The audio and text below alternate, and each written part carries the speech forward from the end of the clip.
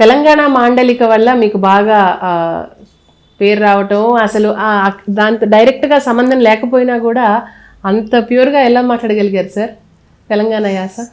అదే నాకు పెట్టండి. ఈరోజు నేను యాక్టర్ని అయ్యానంటే మా బిగినింగ్ అదే కదా.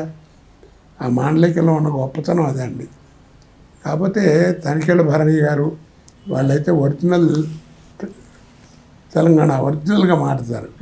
కాకపోతే వాళ్ళకంటే నాకు ఎందుకు పేరు వచ్చిందంటే నేను మాట్లాడే దాంట్లో కొంచెం ఎంటర్టైన్మెంట్ ఉంటుంది.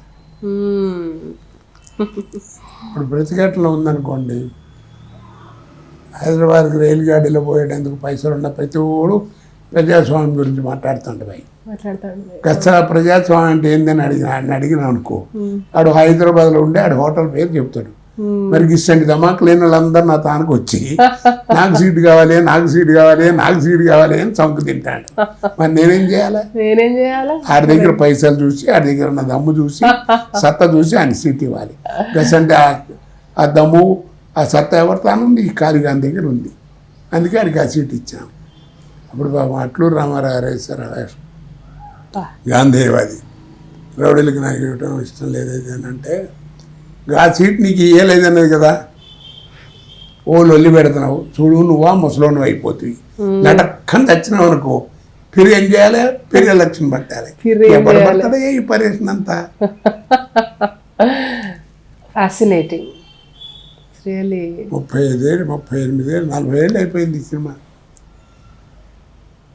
అదేనండి ప్రజలకు అర్థకుని నాకు ముందు వంట పడితే అవతల వాళ్ళకి వంట పడదు.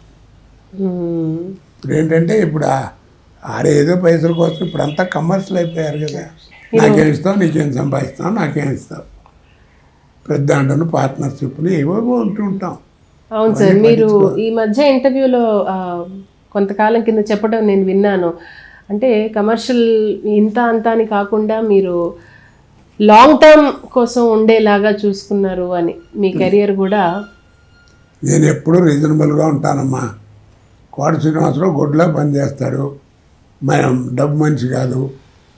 ఆయనకి ఏదో తగ్గట్టుగా అడుగుతాడు, తగ్గట్టుగా ఉంటాడు, అందుకే అని అంటారు. ఎవరి దగ్గర డబ్బుల కోసం ఇంత ఇస్తే కానీ చేస్తానని కానీ అవేం లేవు. కాకపోతే నా ఇండివిజువాలిటీ నేను కాపాడుకుంటాను.